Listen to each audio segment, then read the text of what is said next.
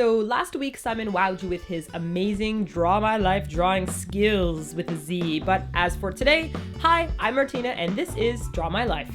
I came into this world in a very dramatic fashion. My mom almost gave birth to me in our car. My dad, in an attempt to get to the hospital on time, had to drive the wrong way on a one-way street because the May 1st May Day parade was blocking the fastest route. Well, some police officers stopped him, but once they realized what was up, I got a full police escort, baby, through the parade and to the hospital. Aw yeah, to ruining a parade. My mom made it to the hospital and I was quickly born. My sister, who's almost 6 years older than me, was super duper excited to have a baby sister. So I didn't experience a lot of those door slamming, screaming, girly fights that a lot of sisters talk about growing up. Nope. My sister was a very fun older sister who would dress me up like a doll and create like treasure hunts for me and even create haunted houses for me and my neighbor Mickey to play in. As I got older, she introduced me some awesome music and we shared all of our clothing. Well, I started to get too big for her clothing, but she could still take mine and still does. I'm super lucky to have such an awesome big sister that was never ashamed to have her little sister hanging around. Go apple, go orange, go banana! So speaking of my friend Mickey and her family moved from Japan to our little street when I was really little. We had a neighborhood of awesome people and we all hung out together. Mickey and I grew up playing together, and without my realizing it, she introduced me to Japanese Korean culture. Her mom would always make us these amazing little rice balls with some magical seasoning that tasted awesome, and for every birthday, I'd beg Mickey's mom to make them for me. Now that I think about it, it's probably the equivalent of making a peanut butter and jelly sandwich and being amazed by it. But hey, this is a new culture to me, okay?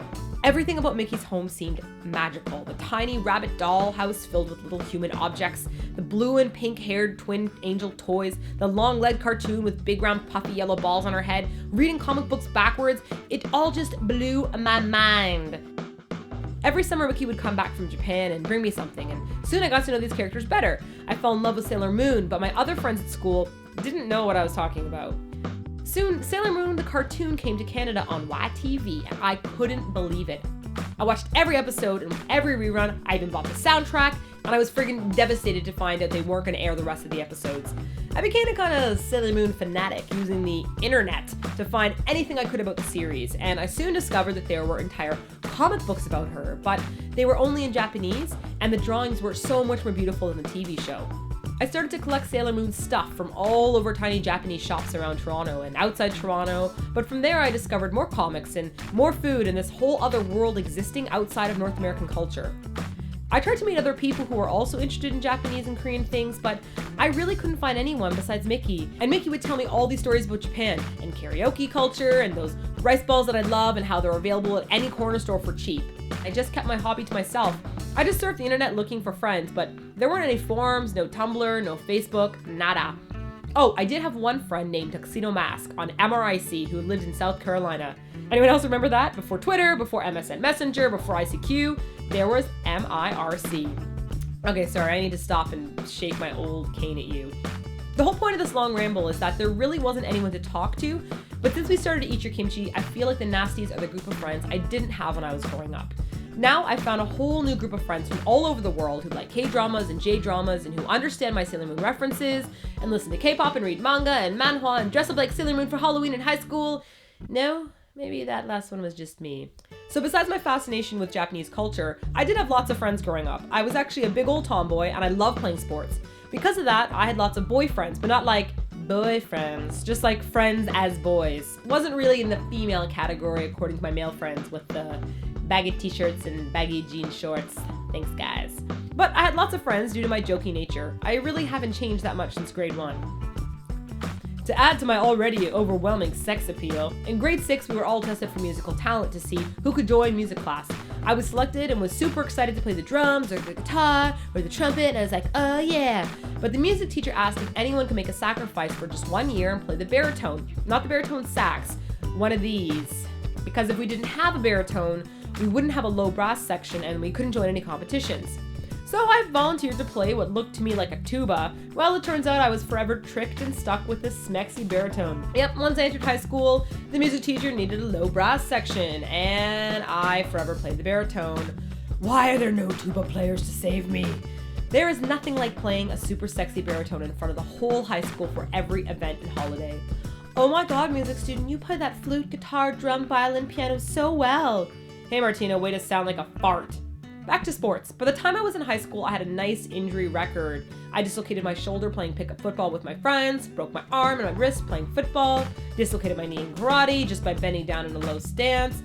After physiotherapy on the weekends, it got better and I just kept playing sports and continued to break bones and dislocate. But in high school, I dislocated my shoulder really badly for the second time, so I was sent to the hospital for an MRI to check out if I had some kind of long-term damage. While I was prepping for the MRI, the nurses injected my shoulder with that weird blue dye stuff, and they were watching it overhead on the TV. My shoulder felt all weird after the needle, so I just popped it back into place, something that I normally do, but the nurses looked really shocked. I didn't think anything of it. I had my MRI, which sucks, by the way. It's super dry lips and it's really boring, but after I came out, there was a doctor waiting for me. She told me she heard from the nurses I had dislocated my shoulder on camera in a way that wasn't possible without ripping some things. She said, looking at my history of injuries, I had a rare disorder called EDS, Ehlers-Danlos syndrome, and I was suffering from type 3, also known as hypermobility. In a nutshell, I'm weirdly flexible. For example, my elbows and knees bend back further than most people in a creepy, kind of broken looking way, which is a great topic for parties. I've always had joint pain and all my joints dislocate very easily, which explained why I dislocated my knee so easily in karate. I still feel the pain other people feel when they dislocate joints, but it happens a lot easier for me. So one day I was sent to a joint specialist after dislocating my jaw, and he apparently didn't see a whole lot of EDS patients and decided to call the whole office in to look at me. Hey, let's look at the freak show, pop her joints out and bend her elbow all grossly. I mean, he literally stuck his head out into the door and called everyone to see it. So much for doctor-patient confidentiality. Since then, I've gone on to dislocate my kneecap and jaw and hips and shoulders countless amounts of times. I've had friends grab my hand and tug me too hard and pull out my shoulder. I've sat for too long on the airplane flight home and pushed out my hip. I'm like a 9-year-old woman but without the love of prunes and oatmeal cookies. Oh wait, I actually really like those things. Knitting, no, cats, pies, tea. I like all those too. No recovery.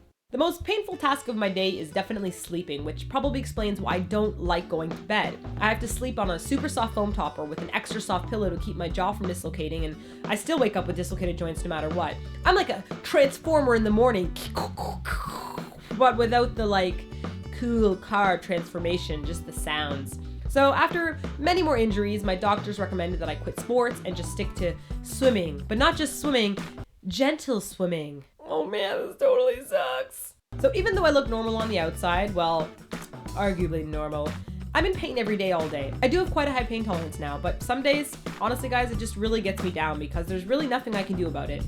I realize that a kind of untaught lesson because of all this. You know, people will tell you not to judge a book by its cover, often meaning that something doesn't look great on the outside, but it could be great on the inside. But what about someone who looks just, normal on the outside, but's in pain on the inside? You never really hear about that. When you see someone with a cast or a cane, you assume that they must be in pain, and maybe you'll be more understanding if they seem like they're down. But if you see someone who looks seemingly healthy on the outside, sitting beside you in class, you don't ever assume anything is wrong with them. Meanwhile, people are dealing with emotional issues like heartbreak and grief and failure and loneliness and family issues and various health disorders that can't be physically seen. I guess what I'm trying to say is, just because someone looks normal on the outside doesn't mean they aren't suffering or enduring pain on the inside. And I think everyone watching now has gone through some kind of private suffering before. So just when I thought I was injury maxed out, like a cliche TV show moment, it was my very first day driving alone after finally getting my driver's license. I was hit by a drunk driver when I was stopped at a stop sign.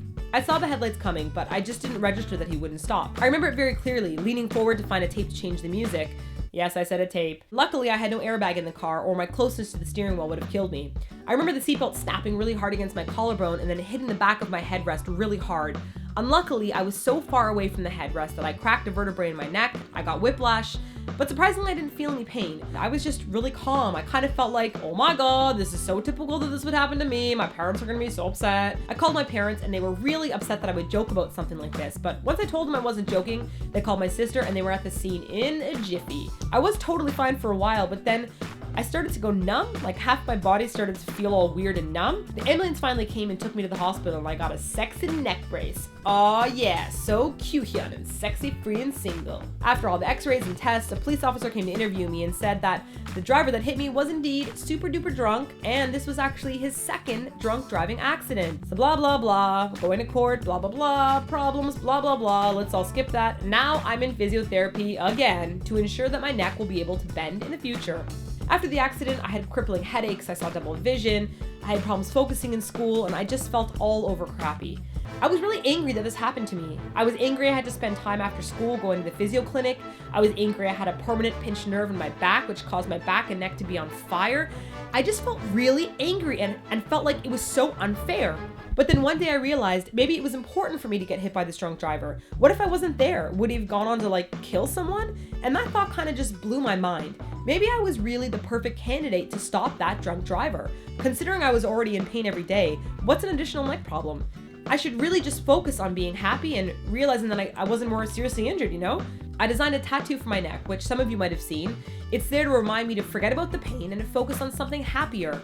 It's kind of a complicated mirror image design, but it says halcyon, which is an old word that means to be happy, carefree, calm, and peaceful. And in the same way, I don't let my pain, whether from the past or present, get in the way of me being happy. Simon and I have a rule of 2 good and 1 bad, which means every time you have one complaint about your day, you have to mention at least 2 good things. So looking back on this video, I brought up a lot of bad things, so I want to end this video mentioning those things that are great in my life. My family is awesome. It's a small family, but they are so wonderful. Living overseas reminds you of all the things you took for granted when you lived close to them. I miss laughing with my joker dad, talking over coffee refills with my mom, and going on adventures with my sister. I never planned on getting married, so meeting and marrying Simon was a huge and wonderful surprise in my life. He's both my best friend and my husband. He makes me laugh more than anyone else I have ever met, and he is so supportive of everything I do. I love you, my snuggliest duck, my little snuggly pum pum. Everyone starts barfing. What about me, Mom? Oh yeah, I love you too, Spudgy. Don't forget about me, Meme. And I also love you, memers. The nasties. I never thought I'd find such a like-minded group of people, but I guess it took starting a website which reached out to people all over the world to find you guys. Your emails and comments and support and fan mail has changed my life in a way you probably didn't realize. As long as our videos keep making you guys laugh and smile, I hope to keep making them for you. Thanks so much for watching my long Draw My Life. I hope you didn't fall asleep. I know that Spudgy did. So if you haven't fallen asleep, you can check out Simon's Draw My Life video from last week, and you can subscribe for more crazy videos, except don't expect any more of these drawing videos because they took forever to do, guys. Like, seriously, I popped a hip drawing on the floor for so long. I'm old, Martina.